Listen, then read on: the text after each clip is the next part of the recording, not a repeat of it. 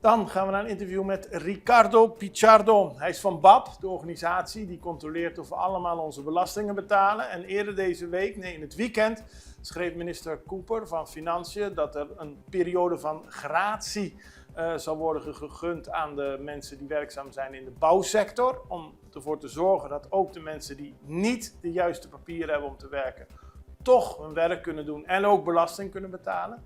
Er zal niet gejaagd worden op illegale, maar wel gecontroleerd. Wat dat precies betekent, dat legt Ricardo Pichardo uit aan Extra-Journaal. Afgelopen zondag zagen we op sociale media een boodschap van de minister van Financiën, Charles Cooper, dat er gecontroleerd gaat worden, maar vooral dat mensen die in de bouw werken duidelijk moeten weten dat ze ook belasting moeten betalen, dat ze zich ook helemaal aan de regels moeten houden. Wat is precies de rol van BAP hierin? Oké, inderdaad heeft de minister van Financiën in zijn sociale media aangekondigd dat er een periode zal komen, een gratieperiode voor de bouwsector. Die gratieperiode houdt in dat aannemers, hoofdaannemers, onderaannemers een tijdje krijgen om hun mensen te registreren. Wat bedoelen we met mensen registreren? Registreren van mensen die zowel lokaal als niet lokaal zonder papieren kunnen registreren, zonder dat consequenties aan zonder dat ze opgepakt worden, ja. Zeg maar. En de bedoeling is dat iedereen gewoon zijn deel van de belastingen betalen.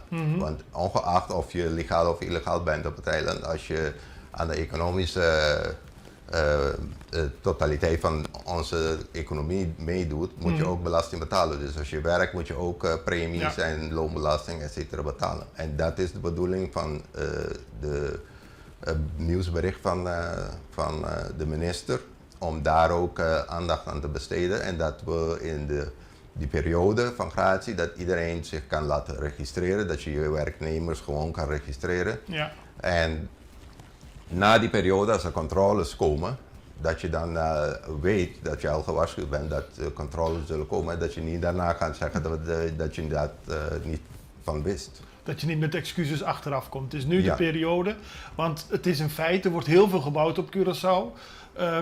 Daar werken mensen die zonder papieren met papieren en dat werk moet doorgaan. Het is, wat ik begrijp uit het begin van de minister van Financiën, het is niet de bedoeling om keihard op te treden en te zorgen dat alles moet stoppen.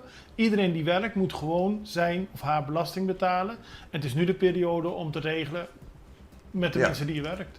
Ja, zeker. En wij van de Belastingdienst waren altijd van mening dat iedereen die hier gewoon werkt, gewoon de belasting moet betalen, ongeacht of je legaal of illegaal bent. En we waren nooit erop uit om mensen weg te halen van de werkplek en naar hun land van herkomst te sturen. Dus als je aan het werken bent, laat je werkgever dan jou registreren en gewoon de premies betalen. Want ze kunnen die premies betalen, ze kunnen de mensen laten registreren bij de SVB. Want het probleem is niet dat je illegaal bent en dat je werken bent, maar als er een ongeluk gebeurt. Ja. Als er een ongeluk gebeurt, ongeacht of je legaal of illegaal bent, je kan wel gaan claimen bij de SVB dat je een ongeluk hebt gekregen bij je werkplek. Ja. En dan komen al die kosten dan voor ons, voor de gemeenschap. Ja. En als je geregistreerd bent, dan voorkom je ook al die onnodige kosten die voor ons als gemeenschap kunnen komen. Ja, die boodschap van de minister heeft tot veel commotie geleid. Mensen haalden er van alles bij, haalden er ijs bij, van alles. Maar het is heel simpel. Er zal gebouwd blijven worden. Het is niet de bedoeling dat de bouwplaatsen stopgezet worden. Nee, kijk, we deden altijd controles in het verleden ook. En het probleem is van het verleden dat iedereen die niet legaal was, die werd meegenomen. En dan stopte soms de bouw. Ja, en wij willen nou iedereen de kans geven om, laat je mensen registreren. En tenminste betaal je je belastingen en dan voorkom je ook daarna ook hoge boetes die je kan krijgen via de SVB, via ons ook bij de controles. En er is ook een project nu gaande dat ik van de minister heb vernomen, dat gaat starten, of ik weet niet of het al gestart is.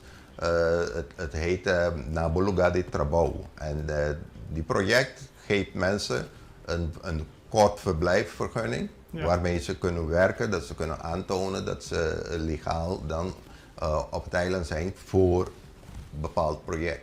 En dat is met het ministerie van Justitie? Het is het ministerie van Justitie en het ministerie van SVW.